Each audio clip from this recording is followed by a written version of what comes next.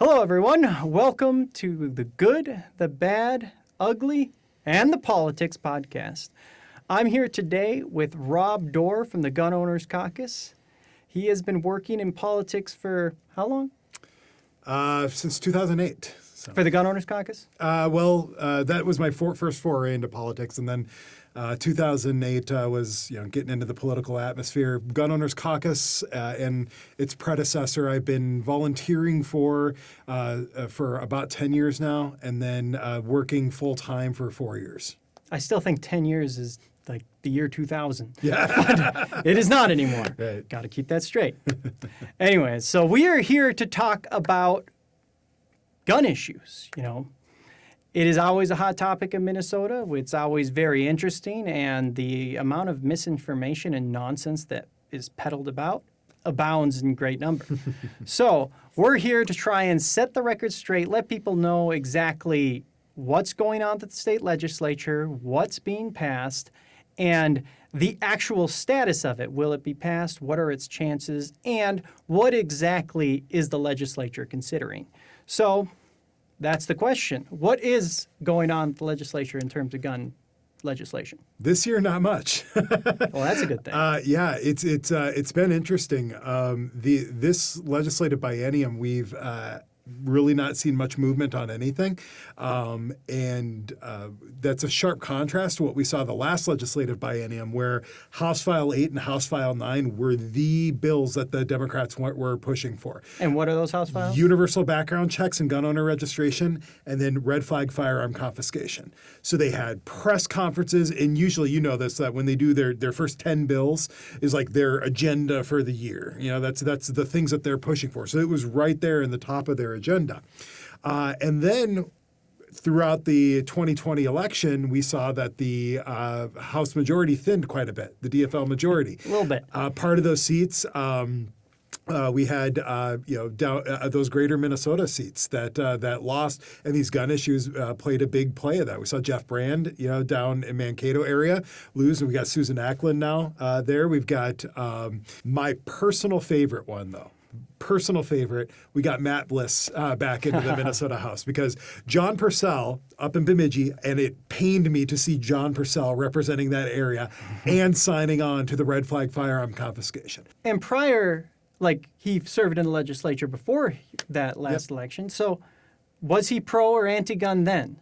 He typically voted fairly pro-gun. I mean, he wasn't a champion by any means, but didn't take many bad votes. Well, and that's what's interesting is they vote a certain way when they think it matters, but when it actually matters, well, their votes aren't quite the same. Yeah, and we see some of that right now with the current Greater Minnesota Democrats, and it's going to be interesting to see how these go. Rob Eklund, who's had a fairly pro-gun voting record. Julie Sandsteed, she voted against some of the Democrats' anti-gun bills. If the Democrats vote anti-gun bills in those seats, that they're gone. They don't want to take those bad gun votes in this election cycle. And that gets to the heart of it is, it's not about any sort of logic or policy. It's ideological. The way these bills are crafted are to go after law-abiding gun owners. You think, some criminal in the alley is going to be like, oh, I'm sorry, you didn't do your background check, sir. I cannot sell you this firearm, right? Yeah, well, Representative Jim Nash, one of his favorite locations, his fictional locations, is the gas and sip. He talks about this on the House floor. Is you got criminal A with a bag of drugs, and you got criminal B with a bag of guns, and they're going to engage in this transfer. But drugs are illegal, so. Yeah, that prohibition's worked out real great too. But you've got they're fully willing to engage in this exchange, but they find out they haven't passed their background checks yet. So they're going to call the whole thing off because nobody's passed that universal background check. And that's another thing is, well, obviously that won't work. But we already have laws on the books that basically cover this kind of thing. Yeah. If you knowingly sell a firearm to a felon, well, what happens? Well, if you're in Hennepin County, Mike Freeman won't prosecute you by his own admission. But we'll get to that. What the law says is that if you knowingly sell a firearm to a prohibited person, you're committing a felony or a gross misdemeanor, and that in and of itself is a crime. So if you're somebody who's engaged in the traffic, but also if you are engaged in the business of selling firearms. So let's say I own a business where I go and I buy up a bunch of guns and then I go out of the trunk of my car and I sell them for profit. You are also breaking the law. Even if because you're engaged in commerce at that point, you're not just selling your own personal property. But let's talk a little bit about what their universal background check bill does. What it does is, so what they tell you. So what all the poll questions is, do you believe that there should be universal background checks on gun sales? Criminal background checks, they say.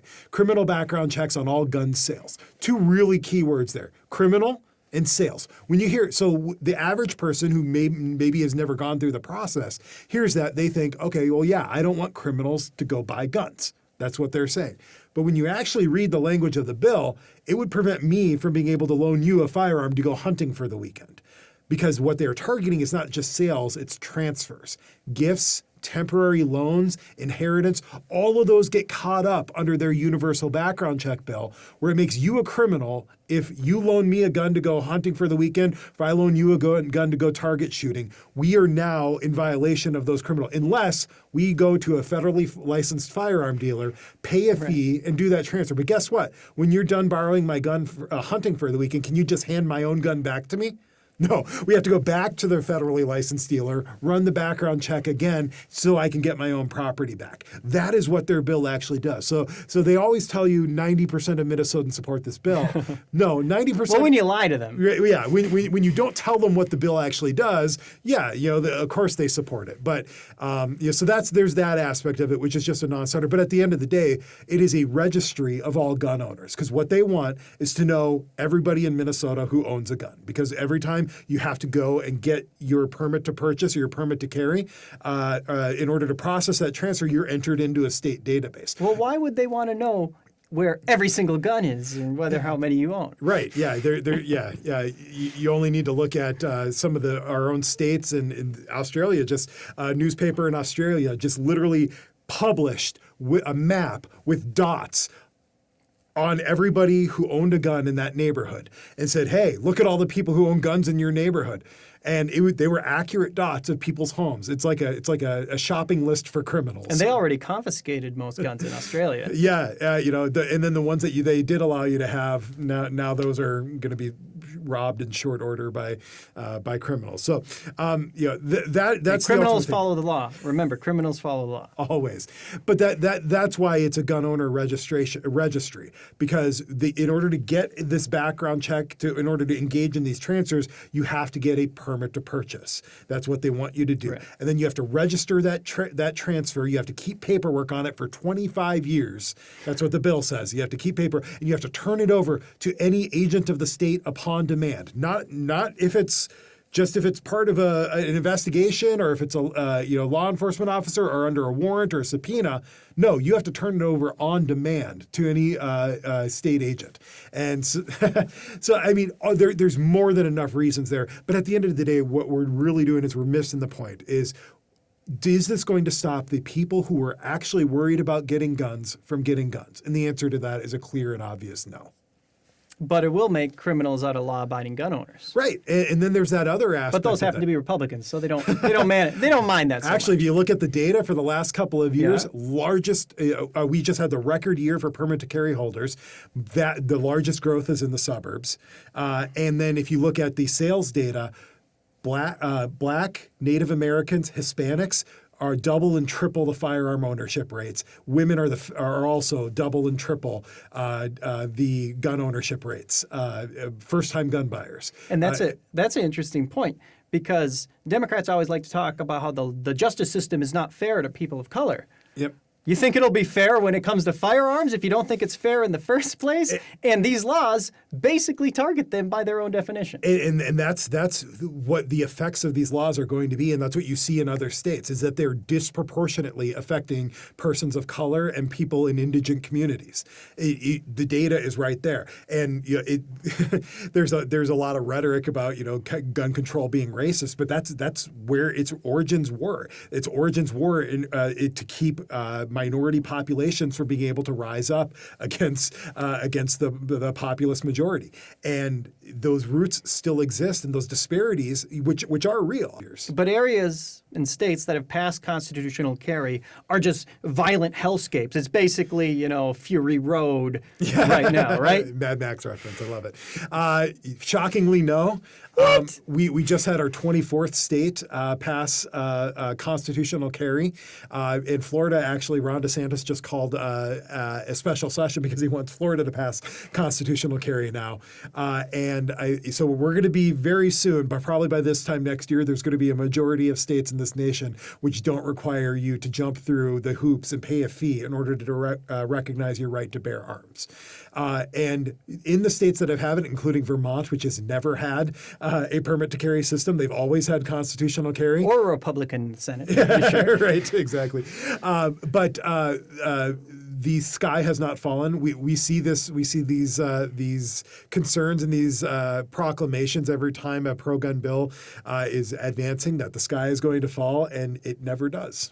What are the proposals in the legislature right now that are introduced? And what are their chances? Yeah, so we talked about universal background checks. We also have red flag firearm confiscation that allows you to be the recipient of an ex parte order for protection. Sometimes they call them extreme risk protection orders because they did some polling behind red flags and those didn't test very well, so they rebranded it. Are able to get what's called an ex parte order. So yes, your college roommate from 6 or 7 years ago can go and get an ex parte order for protection, make up a wild story, and then the next thing that the first indication of any issue that this order has been issued against you is when the police are knocking at your door and telling you need to let them in to surrender all of your firearms. And that tells you everything's more complicated than like the news media leads you to believe. It's not a simply black or white, whether it's anything that government does. We don't want criminals to have guns. Well, that doesn't mean we need to punish law-abiding gun owners. And you mentioned John Marty's bill, and that is just an atrocious pile of garbage. And pardon me for not mincing words there, but I think he even named it the Reasonable Firearms Ownership Act or something ridiculous if you have like to that. say something's reasonable, well, that's all you need to know. It's probably not. No. Listen, it's really reasonable. Trust me. But you would think after 35 years and a failed gubernatorial run that John Marty might have learned a little bit of something. But apparently he thinks that 16-year-olds are going to gun shops, buying firearms, and then going on to commit carjackings. Because that's what he just told KSTP in an interview this week. Utterly ridiculous. His bill requires gun owners to get mandatory training in order to get a license. Excuse me. Mandatory training in order to get a firearms license. You have to get you have to register every single gun that you own.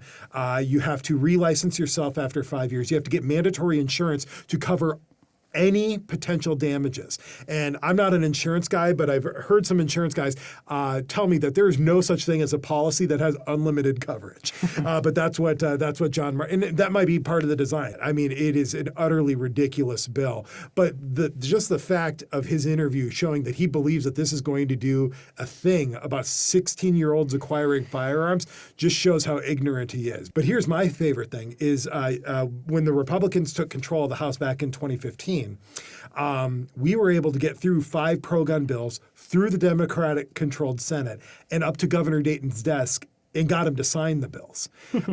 And one of the bills that we got him to sign, I mean, we legalized suppressors in that bill, which was great. We got reciprocity with North Dakota, okay, for the 8 people who go to North Dakota. I'm kidding. Sorry, Mitch Berg, if you're watching. But and then we Jim Nash's bill, which removed the felony trap if you didn't notify the right people that you were going to carry on Capitol property. But then my favorite one, when I said this was my favorite thing, and nobody really believed it, nobody thought it would be that big of a deal, was we got Governor Dayton to sign a Jim Newberger bill, which removed the governor's ability to seize firearms, suspend permits to carry, or suspend firearm transactions during a state of emergency. That was back in 2015. Thank God. Little did we know, 5 years later, we'd be living through an 18-month, emergency shutdown. It was only 2 weeks. It was only 2 weeks. 2 weeks or whatever it was. Well, and you see, in the past, Greater Minnesota Democrats generally were pro-gun because they represented their constituents. Now they're taking votes that aren't the same. And I think Governor Walz is the perfect example. Yeah. So what was he like in the federal House of Representatives and as a governor?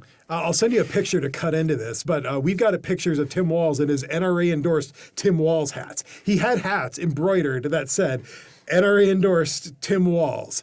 And when he was in Congress, he voted very much in line with the pro-gun messaging. And the We pro-gun call that agenda. common sense. Yes, the common sense pro-gun messages. But then when he wanted to run for governor, all of a sudden he had this huge awakening that all of a sudden he's anti-gun now because he wanted to get the DFL endorsement. Now he didn't get it, but he wanted to get that DFL endorsement. But now he has been full board. He says he will sign universal background checks and gun owner registration. He will sign red flag firearm confiscation. He will veto constitutional carry. He will veto stand your ground. He's staked out all of those positions now, which Congressman Tim Walz never would have done. Yeah, and you can see that with President Biden right now as well.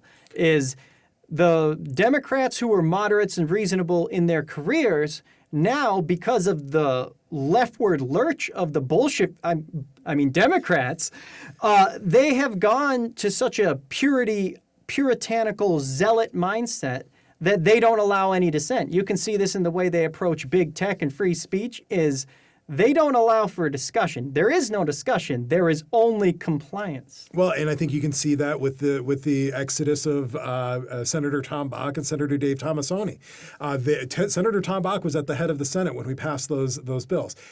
Democrats did not like him for sending those bills up. And that's one thing that Republicans can't fall into the trap of is we should allow diversity of thought. We should be willing to have the debate and not just start calling people names. Because we have some groups now that just do not tolerate anything except for the absolute compliance. And the Republican Party isn't about compliance, it's about individualism, and we can work together. Yeah, well, and the diversity of thought is what I enjoy. And I like actually discussing things. Like there's some people, why would you give this bill a hearing? I love hearings. I love getting up there and testifying and making people look stupid. I love using their own talking points and flipping them against them. I enjoy that. That is great. Like I would love to have hearings on every controversial piece of legislation so that we can go up and we can make our message clear because our message makes sense. Where I think Democrats really fall into the trap is they get credit for just feeling things. As long as you feel bad for somebody, then you get credit. But Republicans, they have ideas and they have strategies and they want to help solve the problems. And what we have is like even just by merely entertaining that conversation, you're somehow like castigated as some sort of a rhino, or you're just because you Right. want to discuss those ideas, even if your only motivation for discussing them is to make the other side points look utterly foolish. You get people who, because they want to be the purity police, will attack you for just trying to entertain or even just trying to discuss controversial things. And that's exactly what the Democrats have done to these reasonable Democrats, the one who actually can have diversity of thought. They're running them out of town, and if they don't run them out of town, they've beat them into submission like President Biden and Governor Walz. Right. I don't want a purity test. I don't want somebody who has to tell me if I don't believe X, then I am not really a Republican. I want to be able to stand up and make my case and say, hey, I believe this. This is why I believe this, and I want to try to convince you that. If you've got a better idea, talk to me. But if your idea of a debate is yanking somebody out of the room and slamming the door, then you really have no business in the public sphere. That's enough for today. We can really see where we're at, that they're going to try and pass all this stuff, but it's going to be stopped. And when you have Democrats say they actually support guns, well, they're not allowed to support guns anymore. Look at their votes. Look at their voting record. I actually would love for universal background checks, red flag. Hey, John Marty's bill. Alice Houseman sponsored it in the House. Bring it to the floor. I want those votes. I want those votes leaving because I want to see, how does Dave Lislegard vote for that bill? How does Julie Sandsteed vote for that bill? How does Dan Wolgamott vote for that bill? I want to see their votes on that bill. So bring it on. I'm not afraid of debate. I want those roll call votes. I want people on the record. We should never, never, never be afraid of the opportunity to express what we believe in and to fight for what we believe in. But will this gun control come to the floor? Probably not. They're gonna Because they're good. they do not want those votes on the record. They don't want those votes. They don't want me doing what we did to John Purcell and to Jeannie Poppy. They don't want us coming out and being able to campaign on the fact that Dan Wolgamott supported gun control or Julie Sansi supported gun control. So they are going to duck and hide, and that's really kind of shameful because the people of Minnesota really deserve to know where their politicians stand on these issues. No, and we got to make sure we're better than that. We got to both stand up for what we believe and engage in a debate rather than just literally physically attacking people now. But thanks, Rob, for coming on and going through these actual issues so people can know what's going on, because you'll have groups say, oh, gun control is imminent, but this is what's actually going on. So thanks for coming on. I'll see you around, and if you have any questions for Rob, anything on your mind, well, how can they reach you? Contact at gunowners.mn. You can check out the Minnesota Gun Owners Caucus or go to gunowners.mn. Join our mailing list, and if you're so inclined to help us in our fight down at the Capitol and in the courtroom, we can talk about that on another show, is gunowners.mn. You can join as a membership or make a one-time donation. Also, you can make the Gun Owners Support Fund part of your donation using smile.amazon.com. That's what I do. You can donate to a good cause and shop on Amazon. So I highly recommend it.